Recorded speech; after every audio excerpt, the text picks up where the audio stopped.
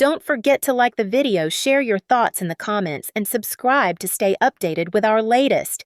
The room pulsed with life, a symphony of clinking glasses and murmured laughter weaving through the sultry hum of jazz drifting from the speakers.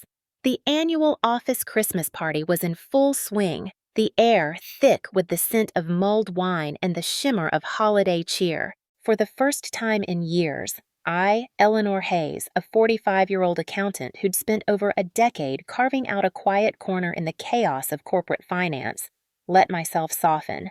Normally, I was the shadow in the room, aloof, composed, dodging the quicksand of office gossip with practiced ease. But tonight, something felt different. Maybe it was the way the golden fairy lights danced across the towering glass windows, bathing the space in a warm, honeyed glow. Or perhaps it was the champagne, its effervescent bite loosening the iron grip I usually kept on my emotions, letting them spill just a little. I smoothed the hem of my sapphire blue dress, a bold departure from the muted grays of my usual suits, and let my gaze wander. Colleagues clustered in tight knots, their voices rising and falling like waves, sharing stories of holiday plans or chuckling over half-remembered jokes. Then my eyes snagged on him. James Grayson, my boss. At 52, he stood apart, tall and steady, his presence a quiet storm that didn't need to roar to be felt. His dark hair was streaked with silver, and his sharp jawline softened by a rare, disarming smile. He had this effortless way of drawing people in, not because he was the CEO, but because when he spoke, you felt seen, like your words mattered. We'd worked together for 12 years, our exchanges always polite but clipped, tethered firmly to the safe shores of spreadsheets and deadlines. So when his hazel eyes locked onto mine from across the room, a flicker of surprise jolted through me. When he started walking toward me, that flicker flared into a spark. "Enjoying yourself, Eleanor?" His voice was smooth as velvet, casual but laced with something warmer than I expected. I lifted my glass, the champagne catching the light like liquid gold, and forced a smile, though my pulse quickened beneath my skin. "Trying to," I replied, my tone light but my throat tight. "You don't exactly scream party guy either, you know." He laughed, a low, rumbling sound that sent a shiver skittering down my spine, and took a sip of his drink, his eyes never leaving mine. "You're not wrong. Usually, I show my face, shake a few hands, and slip out before the karaoke starts. But this year," he trailed off, his gaze sharpening. "It feels different." I tilted my head, curiosity tugging at me despite the sudden tightness in my chest. "Different how?" James hesitated, his fingers tightening around his glass. Then he leaned in, just enough that his voice dropped to a conspiratorial hush, brushing against my senses like a secret too heavy to hold. "There's something I've been meaning to tell you." I blinked, caught off guard, my heart stumbling over itself. "What is it?" He exhaled, a faint smile tugging at his lips, but his eyes flickered with something raw, nerves maybe, or resolve. "Not here." Before I could untangle the knot of anticipation twisting in my gut, someone shouted his name from across the room. A junior manager, waving him over with a grin. The moment shattered. James shot me a lingering look, heavy with unspoken words, then murmured an apology and stepped away. I stood there rooted, the echo of "not here" ricocheting through my mind like a pebble dropped in still water. What did he mean? What couldn't he say amid the glitter and noise? The night wore on, but my thoughts refused to settle. Every time our eyes met through the crowd, his steady gaze cutting through the haze of laughter and clinking glasses, I felt it again. That weight, that pull, something teetering on the edge of revelation. By the time I grabbed my coat, the champagne's warmth had faded, replaced by a restless hum I couldn't shake. I was halfway to the door when a hand brushed my elbow, light but deliberate. I turned, and there he was. James, his broad shoulders filling the space, his expression softer than I'd ever seen it. "Got a minute?" he asked, his voice low, almost tentative.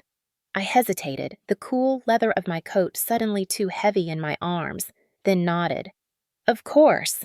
He gestured toward the balcony, and I followed, the December air hitting me like a slap as we stepped outside. It bit at my bare arms, sharp and bracing, but I barely registered it. My focus narrowed to him, to the way he stood, hands in his pockets, staring out at the city lights twinkling like scattered stars. He turned to face me, and the man who commanded boardrooms with unflinching authority looked vulnerable. "I didn't mean to be so cryptic earlier," he said, his tone quieter now, laced with an edge of regret. "I just wanted to wait for the right moment."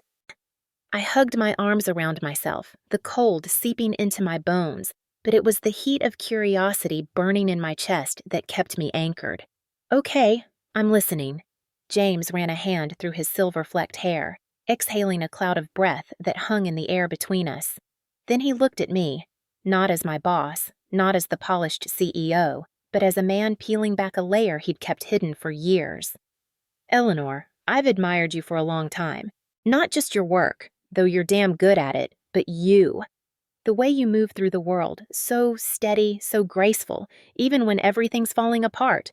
I never said anything because, well, I didn't think it was my place." The words landed like a punch, soft but staggering. My breath caught, trapped somewhere between shock and a strange, dawning warmth. Admired me? For years?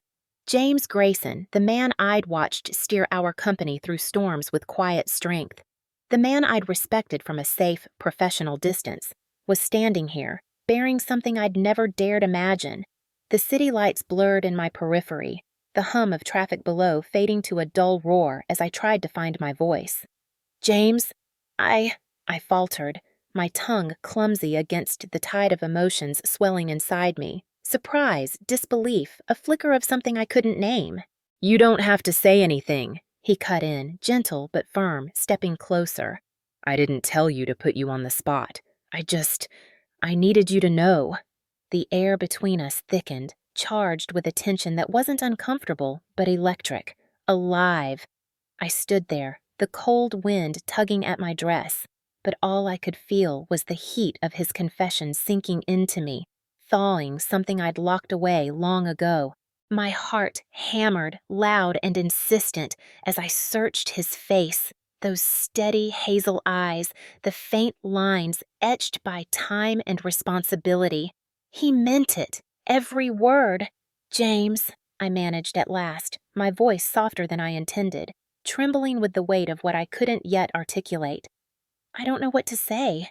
He smiled, a small, crooked thing tinged with nerves, and it cracked something open in me. "You don't have to. I didn't expect you to." I just couldn't let another year slip by without being honest. Honest! That word sliced through me, sharp and clear. When had I last been honest with myself? For years, I'd buried myself in work, building walls of routine and discipline to keep my life neat, predictable. I'd noticed James before, of course I had.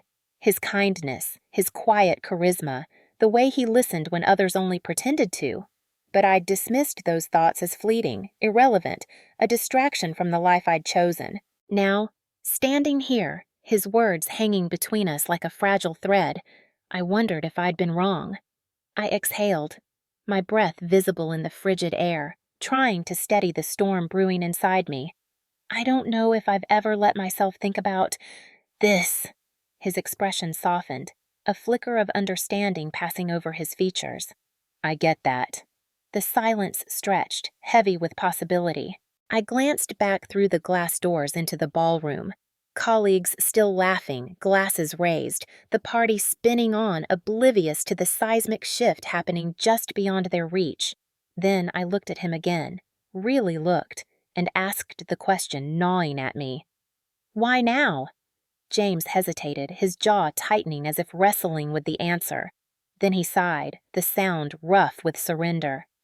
"Because I've spent years telling myself timing mattered, that I had to keep my distance, that the lines between us, boss, employee, were more important than what I felt. But tonight, watching you across that room, I couldn't ignore it anymore." His words hit me like a wave, crashing through the defenses I'd built so carefully. A gust of wind swept across the balcony, sharp and biting, and I shivered, my arms tightening around myself. Without a word, James shrugged off his coat and draped it over my shoulders. A simple, instinctive gesture that sent a jolt of warmth through me, not just from the fabric, but from him. The scent of his cologne, woodsy, faint, wrapped around me, grounding me in the moment. "I don't want to complicate your life," he added, his voice dropping to a near whisper, rough with sincerity. "I just needed you to know." I met his gaze, searching for a crack in his resolve, a hint of doubt, but there was none. Just an unguarded honesty that made my chest ache. And then, before I could overthink it, I smiled, a small, unsteady thing born from a place I hadn't touched in years. "I think I'd like to figure out what this means." His eyes widened, a flash of relief, or maybe hope, breaking through the calm he wore so well. "Then let's figure it out," he murmured, his voice low and steady, wrapping around me like a promise. The moment lingered, fragile and perfect, until the balcony door swung open with a burst of noise. "There you two are!" Sarah, one of the senior managers, stumbled out, her cheeks flushed from wine and her grin wide. "We're about to do the toast. Can't have the boss miss his own speech." James glanced at me, something unreadable flickering in his eyes, regret maybe, or amusement. "We should head back in," I said, adjusting his coat around my shoulders, the warmth of it still clinging to me like a tether. He nodded, and we stepped back into the ballroom, the noise and light swallowing us whole. But as we parted, him to the front of the room, me slipping into the crowd, I felt it, the shift. Nothing would ever be the same. The warmth of James's coat lingered on my shoulders as we re-entered the ballroom, the air thick with the buzz of celebration. The golden glow of the fairy lights bathed the room in a festive sheen, and the jazz swelled, weaving through the chatter like a heartbeat. I slipped into the crowd, my sapphire dress brushing against the edges of colleagues' elbows, while James moved toward the front, his broad frame cutting a path with quiet authority. The noise swallowed the intimacy of the balcony, but its echo pulsed inside me, a restless, thrumming thing I couldn't shake loose. He took his place near the podium, lifting a glass as the room hushed, all eyes turning to him. I leaned against a pillar, half hidden in the throng, my champagne flute cool against my palm. Watching him now, I saw more than the CEO I'd known for years. The way he stood, shoulders squared, head tilted slightly, radiated that effortless confidence I'd always admired. But there was something else, too, the faint curve of his lips, the way his hazel eyes swept the room, pausing, just for a heartbeat, when they found mine. "To another year of success," he said, his deep voice rolling over the crowd like a tide, steady and sure. "And to the incredible people who make it possible." The room erupted in applause, glasses clinking, laughter rippling like waves. But that fleeting glance he'd thrown my way, it wasn't just part of the speech. It was a tether, a silent thread stretching back to the balcony, pulling tight against my ribs. I swallowed hard, looking away as I sipped my champagne, the bubbles sharp on my tongue. My heart thudded too loud, too fast, drowning out the music. I needed air. Muttering an excuse to no one in particular, I wove through the crowd, my heels clicking against the polished floor as I slipped into the hallway near the coat check. The noise dulled here, muffled by the heavy doors, leaving only the faint thrum of bass vibrating through the walls. I leaned against the cool plaster, closing my eyes, my breath shallow and uneven. This wasn't supposed to happen. For years, I'd kept my world neatly boxed, work in one corner, personal life in another, the lines between them drawn in thick, unyielding ink. I'd built a reputation as Eleanor Hayes, steady, unshakable, the woman who never flinched. But one whispered confession in the cold December night, and those lines blurred, leaving me adrift. "Thinking of sneaking out?" The deep voice startled me, and I opened my eyes to find James standing a few feet away, hands tucked into his pockets, his tie loosened just enough to hint at the man beneath the title. I let out a breathless laugh, pressing a hand to my chest as my pulse skittered. "Maybe." He stepped closer, his gaze searching mine, soft but piercing. "Did I make things complicated for you?" I considered that, my fingers tightening around the strap of my clutch, the leather biting into my skin. Complicated? Yes, but not in the way he might think. not with anger or regret, but with a tangle of feelings I hadn't let myself touch in years. I don't know yet, I admitted, my voice raw, unguarded. He nodded, as if he'd expected that answer, and the faintest shadow of relief softened his features. I meant what I said out there, you know. I glanced down at the floor, the polished wood gleaming under the dim lights, and felt a flush creep up my neck. I know. A beat of silence hung between us, heavy but not strained, a space where we both stood on the edge of something uncharted.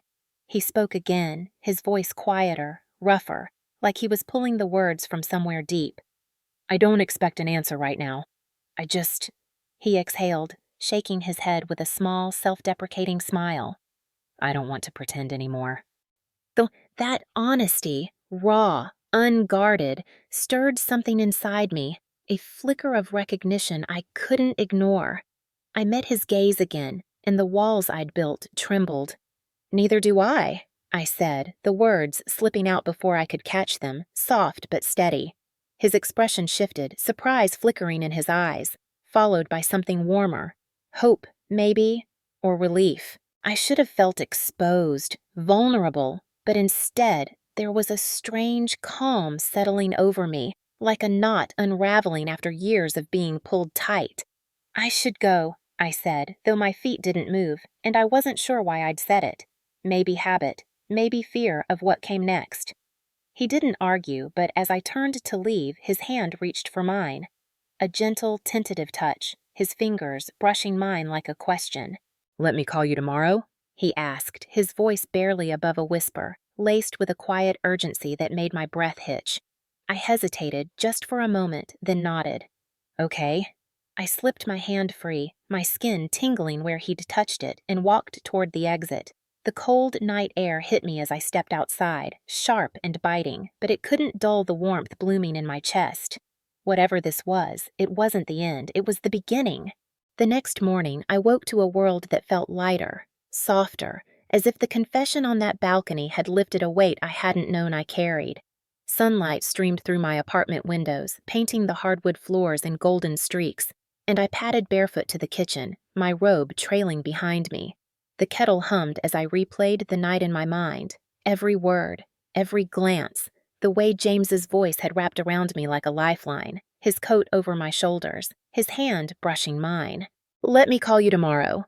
I'd said yes, but now, standing here with a mug of tea warming my hands, a flutter of anticipation warred with a thread of doubt. Was I ready for this? For years, I'd lived alone, content in my quiet routines. Work, books, the occasional dinner with friends.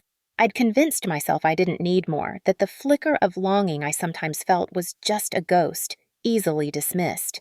But James, his words, his presence, had cracked that facade, letting something real seep through. I paced the living room, my bare feet sinking into the rug, my mind spinning. What if this was a mistake? What if it changed everything? My job, my stability, the life I'd so carefully built. As if summoned by my thoughts, my phone buzzed on the counter. James's name lighting up the screen. My heart lurched, a mix of nerves and excitement surging through me. I took a steadying breath and answered. Hello? My voice came out softer than I intended, tinged with a tremor I couldn't hide. Eleanor. His voice was warm, steady, a balm against my frayed edges. I wasn't sure you'd pick up. I smiled, leaning against the counter, the cool edge pressing into my hip. Neither was I. He chuckled, a low, rich sound that eased the tension coiling in my chest. Fair enough. For a moment, we didn't speak, but the silence wasn't awkward. It was full, alive with an understanding that didn't need words. Then he cleared his throat, a hint of nerves breaking through his calm. I don't want to push you into anything, but would you like to have dinner with me tonight? Somewhere quiet. No office, no titles. Just us. My pulse quickened, but the hesitation lasted only a heartbeat. I'd like that, I said, and I meant it. That evening, I found myself at a small restaurant tucked into a quiet corner of the city, its brick walls glowing under the flicker of candlelight. The air smelled of rosemary and red wine, and the low murmur of conversation hummed around us like a cocoon. James was already there when I arrived, standing to greet me, his dark sweater softening the sharp lines of his frame. "You came," he said, a thread of relief weaving through his voice, and his smile, warm, unguarded, lit something inside me. "I did," I replied, returning his smile as he pulled out my chair. Dinner unfolded like a revelation. We didn't talk about work. No deadlines, no budgets, none of the scaffolding that had defined us for years. Instead, we traded pieces of ourselves, stories of books we'd loved, places we'd dreamed of seeing, the small, silly things that made us laugh. With every word, I felt myself unraveling, not in a way that left me bare, but in a way that felt free, like shedding a skin I'd outgrown. His laughter was deep and infectious, his questions thoughtful, his presence steady in a way that anchored me. By the time the check arrived, I knew this wasn't just curiosity or a fleeting spark. It was real, tangible, alive, a connection I hadn't known I'd been waiting for. As we stepped outside, the cool night air brushed my cheeks, crisp and sharp, but my heart felt warm, steady. James hesitated, his hands in his pockets, his breath visible in the faint light. "I know this is new, and I don't want to rush anything, but I also don't want to pretend this isn't happening." I turned to face him, my pulse calm now, certain. "Neither do I."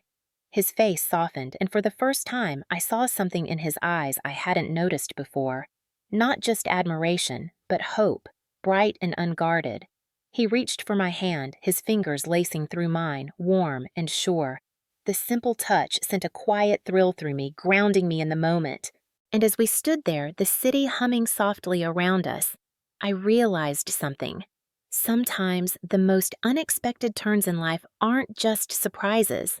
They're the moments we've been waiting for all along, the ones that rewrite everything we thought we knew.